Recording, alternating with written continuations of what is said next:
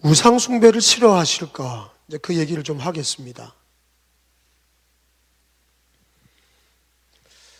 우상 숭배는 도덕적인 죄가 아닙니다. 살인하고 간음하고 도둑질하고 이런 죄가 아니에요. 우상 숭배는 신앙적인 죄예요. 다른 신을 믿지 마라. 우상을 만들고 절하지 마라. 이제 1번, 2번이 영적인 거죠. 신앙적인 거예요. 인간관계도 아니고 도덕적이거나 윤리적이지도 않아요. 사람들이 지금 기독교인들은 일제시대 때 주기철 목사님이 우상 숭배하지 말고 죽으면 죽으리라. 그 옛날 얘기. 지금은 뭐 그런 게 어디 있어요. 그냥 자기 좋은 대로 믿는 거지. 타락하는 거죠. 우상 숭배가 왜 심각한 죄냐? 10계명 중에서도 1계명, 2계명이에요. 하나님과의 관계죠. 근데 재밌는 거는 하나님 잘 믿어라. 10계명 중에 그냥 하나님 잘 믿어라 그러면 되잖아. 아니 10계명에 하나님 잘 믿어라 그러면 되잖아요. 뭐 다른 신을 두지 마라, 우상을 만들거나 절하지 마라. 뭐하러 그렇게 하나님이 시시콜콜이 얘기하시냐고. 그냥 하나님 잘 믿어라. 그게 아니잖아요. 하나님 잘 믿어라 그러지 않아요. 절대 다른 신을 믿지 마라 그런 거 아니에요. 우상 앞에 절하지 마라 그런 거 아닙니까? 부정형으로 돼 있어요. 1번이 부정형이죠. 다른 신을 내게 두지 말라는 거죠. 우상을 만들거나 절하지 하지 말라는 거예요. 여러분, 기독교에서 태어난 집들은 잘 몰라요.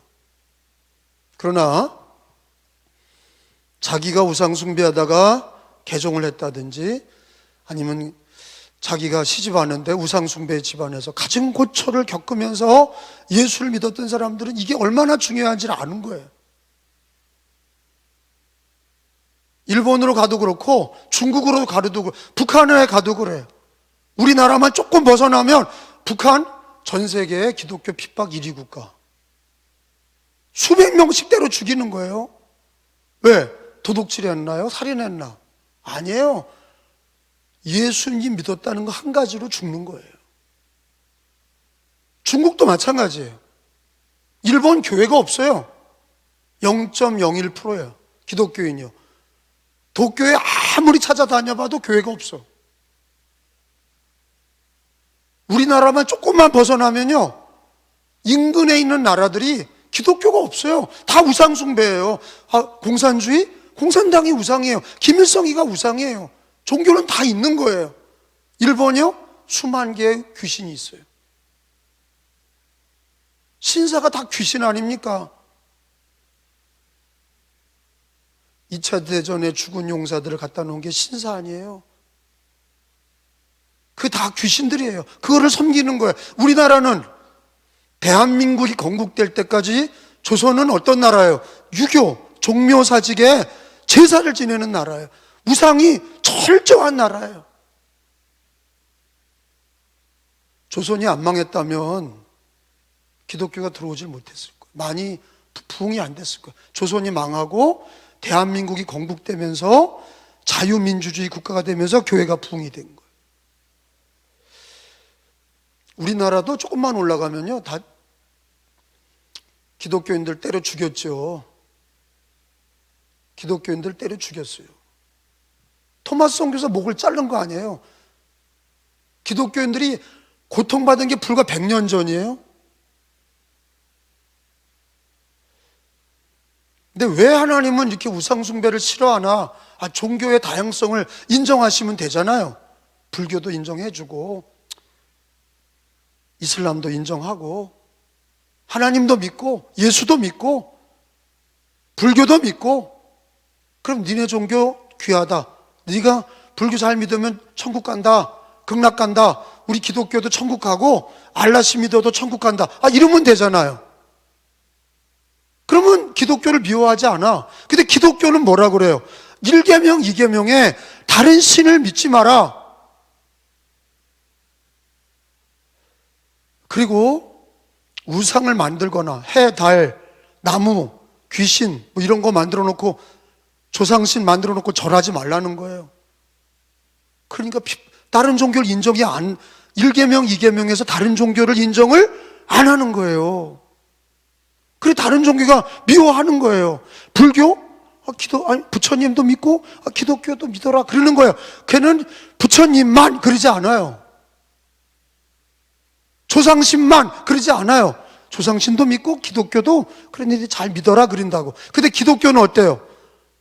오직 예수님만, 삼위일체 하나님과 예수님만 믿어라. 그래야 구원받는다. 그거예요. 근데 오늘 이스라엘 백성들이 시내산에서 모세가 십계명을 받고 성막을 받을 때 밑에서 시내산에 올라간 사이에 40일 동안 우상을 만든 거예요. 이스라엘 백성이 우상을 만들었는데 왜 우상을 만들었냐면 불안증 때문에 그런 거예요. 불안증. 왜 불안증이 있냐?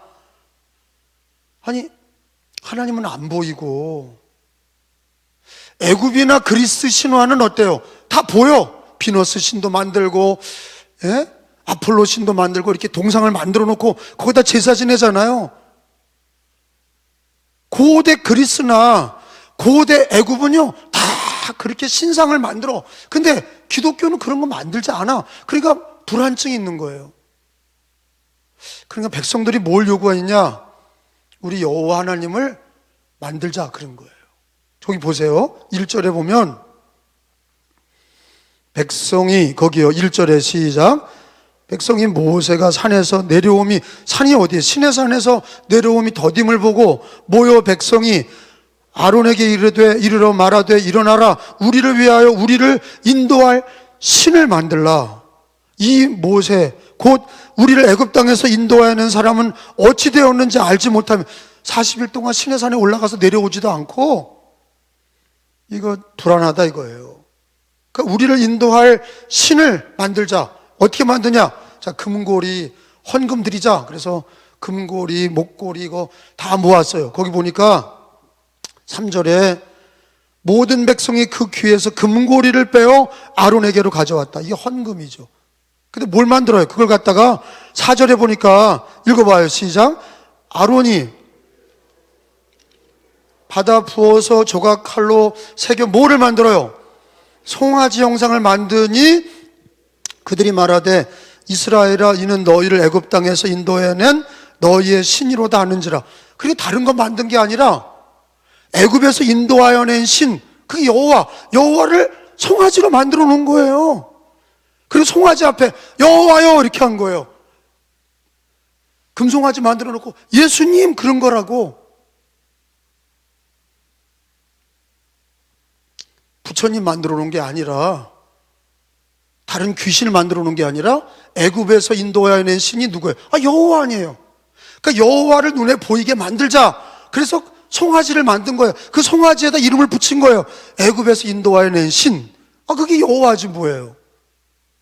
여호와를 송아지로 만들어 놨어. 참. 그러니까 지 마음대로 한 거죠. 자기들 마음대로 한 거예요. 하나님은 하나님은 자기 형상을 보여주지 않아. 하나님을 만들라, 우상처럼 만들라 그런 적이 없어.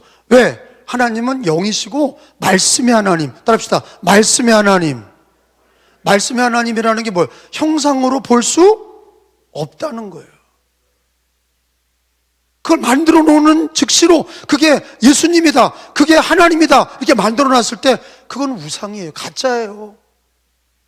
하나님은 어떤 우상도 만들지 말라고 그러죠. 하나님 자신도 만들어 놓지 말라고 그런 거예요. 왜? 말씀을 들어라 하는 거예요. 내 말을 들어라. 성경 말씀을 듣지 나를 보려고 하지 마라. 본 사람은 죽은 거예요. 하나님을 본 자는 죽었다고. 죽이신 거예요. 왜? 하나님을 볼 수 없어. 그러니까 봤다고 얘기하는 건 다 거짓말이에요. 다 사기치는 거예요. 성경에 하나님 볼 수 없어요. 그러니까 어떻게 보이냐? 모세도 뭐로 만난 거예요? 십계명, 하나님의 말씀으로 만난 거예요. 우리도 어떻게 하나님을 만나요? 보는 게 아니에요. 어떻게 만나요? 말씀으로 만나는 거예요. 근데 우상숭배가 왜 이렇게 신을 만들었어요? 불안하니까 애굽에서 인도해낸 신 여호와를 금송아지로 만들어 놓고 이름을 애굽에서 인도해낸 신이다, 그렇게 붙인 거예요. 자, 근데 하나님이 얼마나 화를 내시나 봐요. 다 하나님이 보고 계신 거예요. 8절에 읽어봅니다. 쭉 내려와서 여호와께서 하시는 얘기예요. 시작.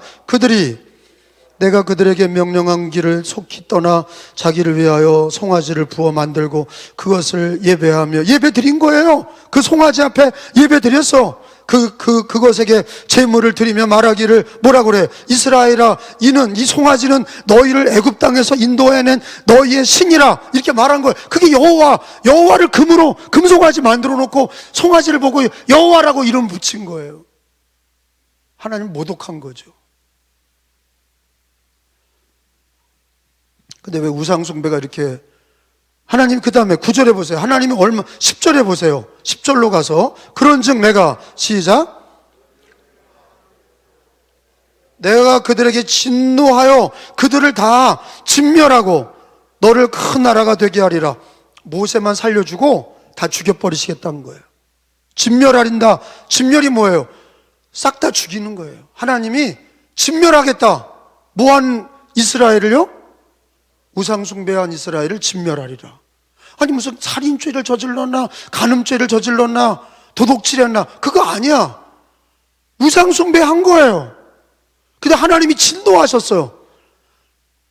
다 진멸하리라. 그리고 모세는 호렙산에, 시내산에 올라왔으니까 내가 너를 통해서 큰 민족을 이루겠다, 없는 걸 있게 하시고 한 사람을 통해 바다의 모래같이 만드실 수 있는 하나님이 모세로 새로 시작하겠다는 거예요. 하나님의 진노가, 우상숭배가 엄청난 무서운 죄인지 우리 기독교인들이 그걸 알아야 돼요. 목사와 성도들이 우상숭배 죄가 얼마나 무서운지를 아셔야 돼요. 그 무서운 걸 모르니까 우상숭배를 쉽게 넘어가는 거예요. 그리고 심각하게 여기는 게 뭐예요? 우상숭배 죄보다 뭐 간음죄, 교회에서 일어날 수 있는 큰 죄가 뭐예요? 사기죄, 간음죄, 뭐 도둑질했다, 거짓말 쳤다, 뭐 이런 거를 뭐 큰 죄라고 그래. 근데 우상숭배하면 하나님이 진멸한다니까. 우상숭배하는 이스라엘을 내가 싹 다 진멸하겠다는 거 아니에요. 무서운 죄입니다, 우상숭배가. 자, 거기 보니까 우상숭배가 왜 그렇게 큰 죄인가? 첫째는 왜 하나님만 믿어야 되느냐? 왜 삼위일체 하나님, 성부 하나님, 성자 예수님, 성령 하나님, 왜 삼위일체만 믿어야 되느냐? 따라합시다. 창조주이시다. 인간을 만드시고 모은 우주를 만들었어. 나머지 귀신이나 이런 것들은, 무상은요, 다 그건 가짜야. 그걸 믿으면 하나님을 믿지 않는 거예요.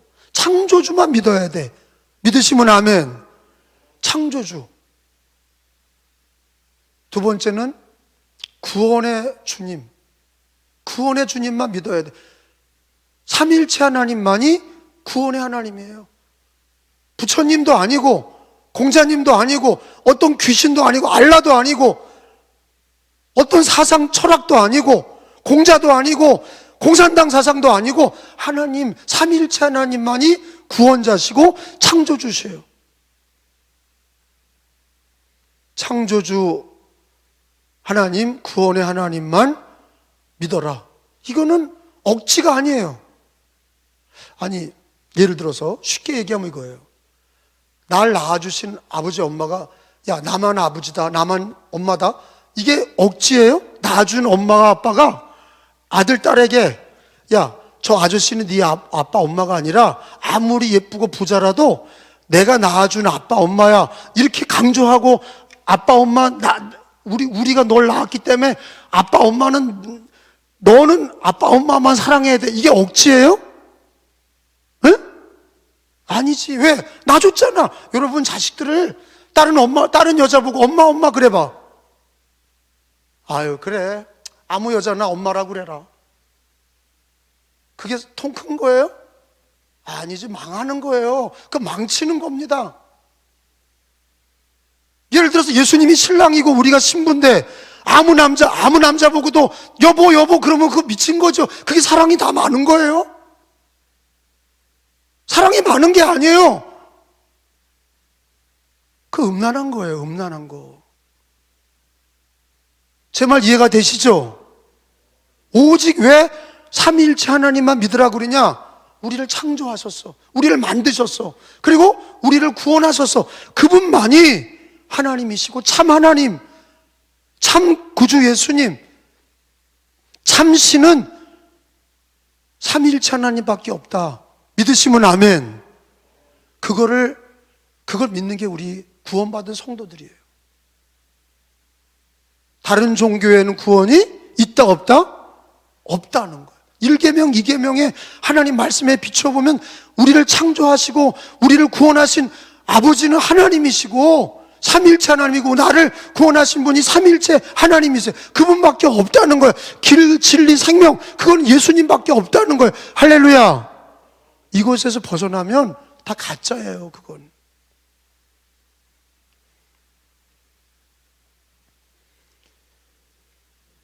여러분 예레미야서 51장을 한번 찾아봅니다. 우상숭배가 우상도 망하고 우상을 섬기는 자도 망하는 거예요. 자, 예레미야 51장이에요. 한 1000페이지로 가면 돼요. 예레미야서 51장. 이 강대상은 여기는 닥트를 켜요. 빨리 가서 51장 47절입니다. 그러므로 시작. 그러므로 47절이에요. 시작.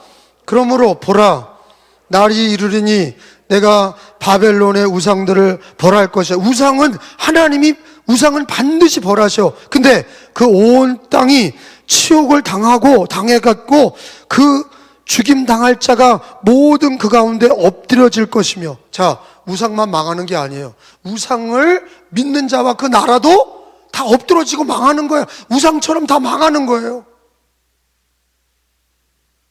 우상 숭배는요 망하는 길이에요. 가족도 망하고 나라도 망하고. 하나님을 믿는 나라는요, 하나님 믿는 가정, 하나님 믿는 영혼은요 개인이 그냥 구원받는 정도가 아니라 하나님이 그 가정을 일으키시고 그 나라를 축복하시고, 그래서 기독교 나라와 그 기독교 가정이 천대까지 복을 받는 거예요. 할렐루야. 왜? 창조주 하나님, 만드신 하나님, 우리를 구원하신 하나님, 그 하나님만 믿어야지. 금송아지 만들어 놓고 절하고 간음하고 살인한 죄가 아니에요. 근데 영적으로 우상숭배한 거는 이미 간음한 거예요. 타락한 거예요. 영적으로 타락한 거예요. 망한 거예요. 이스라엘이 광야에서 망한 이유가 하나만 더 찾아봐요. 고린도전서 10장에 가서 보면, 고린도전서 신약이죠. 고린도전서 10장 5절에서 8절까지 우상숭배의 처벌이 왜 무서우냐? 우리 기독교인들이 이 광야길을 가면서 천국에 이르를 때까지 가장 조심해야 될 게 뭐냐? 우상숭배. 여러분 고린도전서 10장 거기 5절로부터 먼저 읽겠어요. 그러나 시작.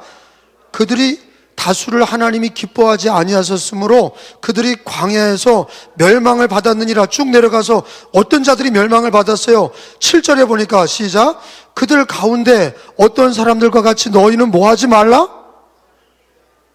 우상숭배하는 자가 되지 말라. 계속 읽어봐요. 기록된 바 백성이 앉아서 먹고 마시며 일어나서 뛰논다 함과 같으니라. 우상숭배하는 자들은 망한다 이거예요. 아무리 뛰놀고 아무리 기뻐해도 우상숭배하는 자는 광야에서 다 엎드려서 죽는 거예요. 이게 하나님 말씀대로 그대로 이루어지니까 무서운 거예요. 그러니까 여러분 기도하셔야 돼. 첫째는 이 대한민국이 우상숭배의 나라가 되지 않도록 우리 집만 하나님 잘 믿으면 되지. 그게 아니잖아요. 나라가 우상숭배로 돌아가면 우리도 핍박을 받는 거예요. 이슬람이 됐다든지 공산화 됐다든지 기독교 핍박 국가가 됐다든지 그러면 어려운 거예요. 그러니까 나라가 우상숭배하지 않고 하나님 섬기는 나라가 되도록 기도하셔야 돼. 그리고 여러분 가정과 자녀를 위해서 기도하셔야 돼. 우리 때는 예수님 믿었지만 우리 집은 괜찮아요. 아닙니다. 목사님 자식들도 우상 숭배하는 애들이 나와. 그 무서운 일입니다. 부모님은 목사님, 장로님이 있는데 그 자식들이 신앙 다 때려치고 무신론으로 사는 애들이 있어요. 무서운 일입니다. 그게 1대, 2대, 3대 넘어가는 게 그렇게 쉬운 게 아니에요. 가정에, 그래서 주님이 그러셨어요. 너희와 너희 자녀를 위해 울라. 왜 우냐? 정말로 믿음으로 살기 위해서 우셔야 돼. 신앙으로 살기 위해서 우셔야 돼. 제가 선교지에 나갔는데 선교사님 부모님들은 열심히 일하는데 애들은 백화점에서 돌아다니더라고. 선교사 애들이야. 교회도 안 다녀요. 왜? 정체성을 잃어버린 거예요.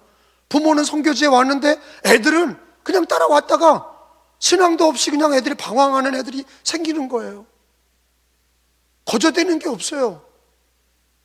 여러분, 우상숭배하면 하나님께서 오늘 성경에 보니까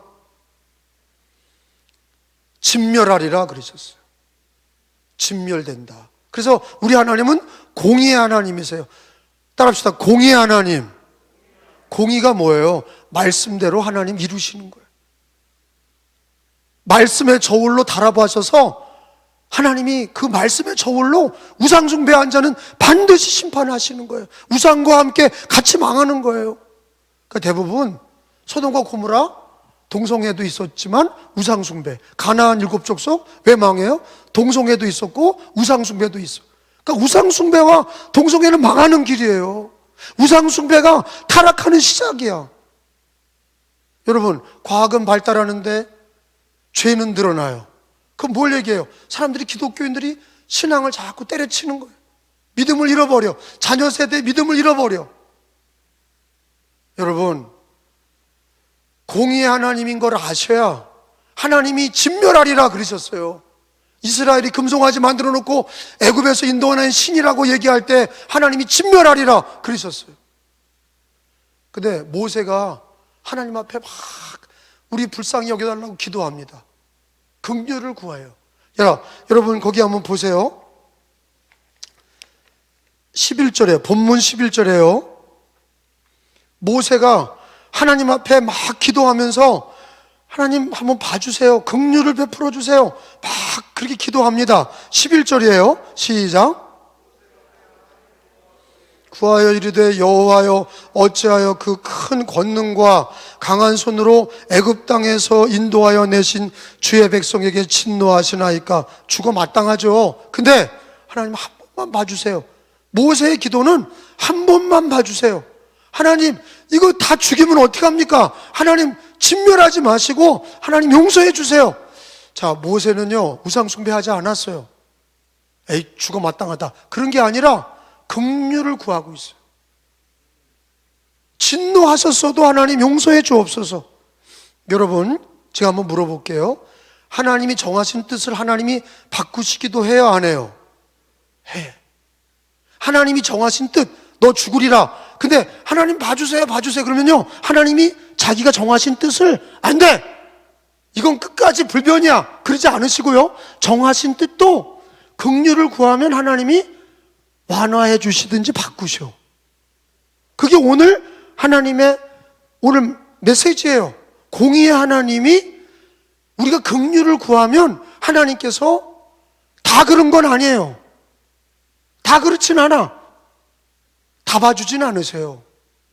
근데 긍휼을 구하는 자를 하나님이 뜻을 돌이키셔. 자, 14절을 봐요. 하나님께서 뜻을 돌이키셨다. 거기다 줄 쳐봐요. 그 단어가 나오잖아요. 하나님이 하나님의 뜻을 돌이켜. 자, 읽어봐요. 시작. 여호와께서 뜻을 돌이키사 말씀하신 화를 그 백성에게 내리지 아니하시니라. 다시 한번 시작. 뜻을 돌이키사 말씀하신 화를 그 백성에게 내리지 아니하시니라. 할렐루야. 하나님의 뜻을 하나님께서 돌이키시고 바꾸실 수 있다는 거예요. 하나님이 바꾸셔. 근데 그걸 왜 바꾸시냐? 불쌍히 여겨달라고 긍휼을 구하니까 모세가 한 번만 봐주세요, 한 번만 봐주세요. 그러니까 하나님께서 뜻을 돌이키셔서. 무슨 뜻이에요? 우상 숭배한 죄값이 뭐예요? 진멸이야. 근데 하나님께서 모세가 긍휼을 구하니까 하나님 진노하지 마십시오, 하나님 용서해 주십시오. 그러니까 하나님께서 뜻을 돌이키셔서 정하신 뜻이 뭐예요? 진멸하리라. 그럼 우리 하나님이 불완전하신 하나님이냐? 아니에요. 완전하신 하나님이세요. 아멘? 근데 하나님이 완전하시지만 어디에 약하시냐? 성경에 보면 긍휼에 약하셔. 하나님 한 번만 봐주세요, 한 번만 용서해 주세요. 그러잖아요? 그럼 하나님이 뜻을 바꾸시는 거예요. 히스기야도 그런 거예요. 너 죽었다. 이사야가 가서 그 병으로 너는 죽었다 하라. 그래, 넌 히스기야야, 너는 그 병으로 죽을 거야. 그리고 이사야가 얘기하고 가는데 히스기야가 하나님 이거 큰일 났습니다, 용서해 주시고 나를 살려주십시오. 그러니까 이사야가 가는 중에 하나님 말씀이, 야, 히스기야한테 다시 가서 15년 살았다고 그래라. 하나님이 뜻을 돌이키신 거예요. 불완전하신 하나님이 아니라 완전하신데 공의로우신 하나님인데 긍휼을 달라고, 불쌍히 여겨달라고 간절히 기도할 때 하나님이 그 긍휼을 받으셔서 하나님께서 모면하게 하시기도 하시고 가볍게 넘어가기도 하시고 때리다가도 싸매주시는 거예요. 할렐루야. 근데 뭐 진멸하기로 했으니까 뭐 하나님 뜻대로 알아서 하세요. 그러면 죽는 거예요. 그 좋은 예가 뭡니까? 모세가 오늘 기도한 것처럼 믿음의 조상 아브라함도 기도하잖아요. 소돔과 고모라에 100명만 있으면 망하지 않게 하겠다. 하나님 100명이 안 되면 어떻게 합니까? 나중에 10명 깎고 그러다가 10명. 그래, 10명만 있으면 소돔과 고모라 멸망시키지 않겠다. 그래, 아브라함도 모세도 뭐라 한 거예요? 하나님 공의의 하나님이고 완전하신 하나님이지만 우리 하나님, 우리가 뭐를 기도할 때? 긍휼을 기도할 때 하나님 불쌍히 여겨주세요. 거기에는 하나님이 뜻을 돌이키시는 일들이 종종 일어난다 이거예요. 아시겠어요? 그러니까 여러분, 망했다, 끝났다 그러지 마시고, 망했을 때, 우리 가정이 망했을 때, 내 인생이 다 끝날 때 뭐 해야 돼요? 하나님 이제라도 긍휼을 베풀어 달라고, 나를 불쌍히 여겨주세요. 하나님의 뜻이 날 망하게 하는 거라도 하나님 나에게 긍휼을 베풀어 주세요. 그러면 하나님께서 뜻을 돌이키셔서 이렇게 피하게 하시는 거예요. 그런 일이 있기를 바랍니다. 그래서 기도하는 거예요.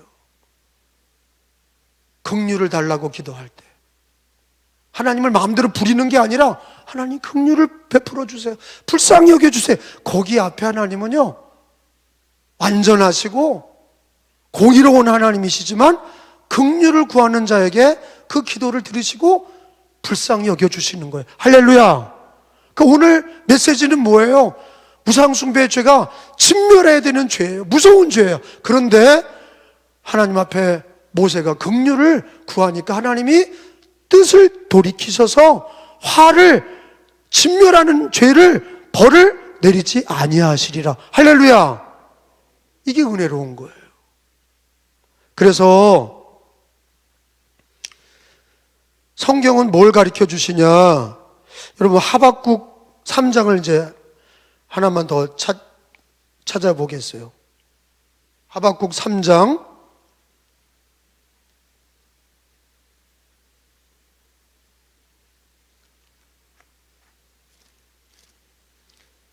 1300, 하박국 3장 1304페이지. 하박국 3장 2절. 자, 하나님 말씀을 잘 들어보세요. 하나님은 정하신 대로 모든 걸 향하셔. 완전하시고 공의로우셔. 근데 한 가지 예외가 있어. 언제냐? 하나님 긍휼을 베풀어 달라고.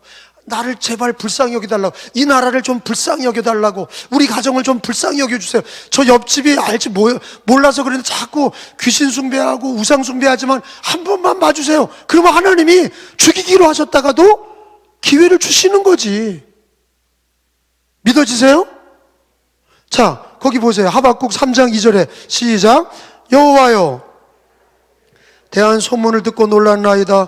여호와여, 주는 주의 일을 이 수년 내에 부응하게 하옵소서. 이 수년 내에 나타내시옵소서. 진노 중에라도 뭘 잊지 마시고 긍휼을 잊지 마옵소서. 따라합시다. 진노 중에라도 긍휼을 잊지 마옵소서.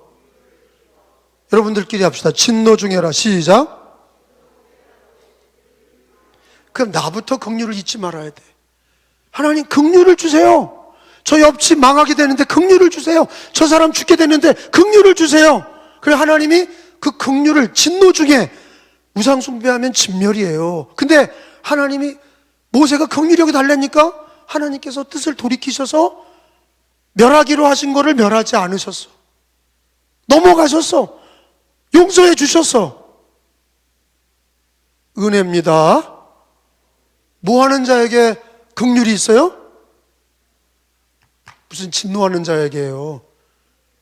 긍휼을 구하는 자에게 긍휼이 있는 거예요. 그래서 긍휼을 베푸는 자가 긍휼이 있는 거예요. 긍휼을 기도하면 긍휼이 오는 거예요. 긍휼이 굉장히 중요해요. 긍휼을 받지 못하면 공의대로 되면 다 죽어야 돼.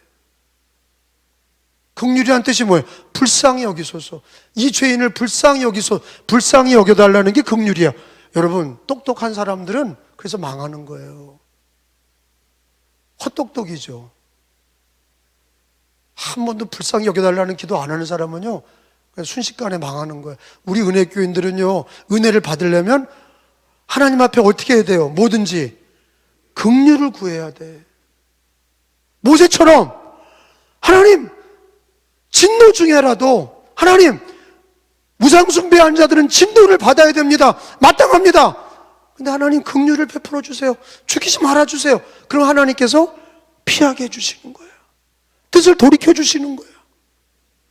불완전한 하나님이 아니에요. 그냥 힘이 없어서 모세를 따라가는 하나님이 아니에요. 긍휼의 하나님이시기 때문에 그래요. 그래서 기도는요, 예배는 하나님이 원하시는 예배는, 제사는 형식적인 제사가 아니라 교회 와서 이게 최고야. 예? 긍휼이 없는 제사는 가짜예요. 잘 들으셔야 돼. 오늘 제가 메시지를 드렸어. 여기 교회, 우리 교회 오늘 오라고 그랬어요. 예배당에 오라. 왜? 하나님의 말씀을 꼭 들으라. 왜? 긍휼을 구하지 않는 예배와 기도는요, 하나님 뭐 이거 해주세요, 저거 해주세요. 그거 하나님도 다 아셔. 그래서 누가 은혜를 받냐? 진노 중에라도 하나님 나를 때리시다가도 하나님 왜 때려 이런 사람 더 맞는 거야. 맞다가도 병으로 맞든지 자식이 맞든지 내가 맞든지 괜찮아 이런 사람보다 하나님 앞에 기도할 때마다 불쌍히 여겨주세요. 우리 애들을 불쌍히 여겨주세요. 우리 가정을 불쌍히 여겨주세요. 이런 집은 살아. 꼭 그러시라고요. 천마디 기도보다 긍휼히 여겨주세요. 모세의 기도가 무슨 뭐 장황한 기도예요? 하나님 제발 봐주세요. 한 번만 살려주세요. 불쌍히 여겨주세요. 그러니까 하나님이 뜻을 돌이키셔서 진노 중에라도 하나님이 긍휼을 베푸신 거예요. 자, 마지막으로 우리가 구할 게 뭐냐? 마태복음 9장이에요. 예수님 믿고 구원받은 성도들은요, 우상숭배도 하지 말아야 되지만 우리가 모든 일에 긍휼을 구하셔야 돼. 마태복음 9장 13절, 하나님은 긍휼을 원하셔. 그러니까 우리들도 긍휼을 구해야 돼. 형식적인 제사보다 긍휼을 구하는 제사, 긍휼을 구하는 기도, 긍휼을 구하는 예배, 하나님께 불쌍히 여겨달라는, 우리가 그렇지요 뭐 다 불쌍히 여겨달라고 하는 것밖에 안 되잖아요. 다 연약하고 미련하고 어리석잖아요. 마태복음 9장 13절 너희는 가서 시작 내가 뭐를 원하고 거기다 줄을 쳐봐요. 별표를 해봐요. 하나님은 뭘 원해요? 긍휼을 원하세요. 불쌍히 여겨달라는 그 예배와 마음을 원하세요. 내가 긍휼을 원하고 제사를 원하지 아니하노다. 제사가 뭐예요? 형식적인 예배, 긍휼 빠진 형식적인 예배 하나님이 싫어하는 거예요. 그러니까 모세가 하나님 마음에 합한 거야. 뭐가 합한 거예요? 모세는 오늘 우상숭배한 자기 백성들을 위해서 하나님 앞에 뭐를 구한 거예요? 긍휼을 구한 거예요. 그러니까 하나님이 마음을 돌이키셔서 진멸하기로 했다가 하나님이 살려주신 거야. 우리 하나님 살아계십니다. 다 들으시는 인격적인 하나님이세요. 불쌍히 여겨주시는 하나님이에요. 그러니까 우리 하나님은 긍휼의 하나님. 따라합시다. 긍휼의 하나님. 다시 공의의 하나님, 긍휼의 하나님. 그러니까 저는 진짜 지혜로운 사람이 누구냐? 긍휼을 구하는 사람이에요. 하나님께 매사 기도할 때, 매사 예배 드릴 때 하나님 우리 가정을 긍휼히 여겨주세요. 하나님 나를 긍휼히 여겨주세요. 나를 불쌍히 여겨주세요. 우리 애들을 불쌍히 여겨주세요. 어려움에 처해 있습니다. 이 나라 불쌍히 여겨주세요. 하나님이 뜻을 돌이키셔서 망하게 하는 중에도 피하게 하시고 진노 중에라도 긍휼을 베풀어 주시고, 그게 은혜입니다. 잘나서 되는 게 아니에요. 긍휼을 구하는 자가 잘 되는 거예요. 긍휼을 구하는 자에게 은혜가 있는 거예요. 자, 오늘 하나님의 말씀을 잘 들으셨죠? 자, 우리가 경계해야 될 죄가, 이 광야 같은 인생에서 경계해야 될 죄가 살인, 간음, 도둑질, 거짓말 이런 것도 있지만 진짜 영적으로 경계해야 될 죄가 뭐예요? 우상숭배. 그 죄의 값은 뭐예요? 진멸. 근데 하나님께서 그 우상숭배하는 자라도 망하게, 하나님이 진멸하게 하시는 중에서라도 우리는 뭘 구해야 돼요? 마지막까지 긍휼을 구해야 돼. 모세처럼, 아브라함처럼. 하나님 불쌍히 여겨달라고, 하나님 꼭 불쌍히 여겨달라고.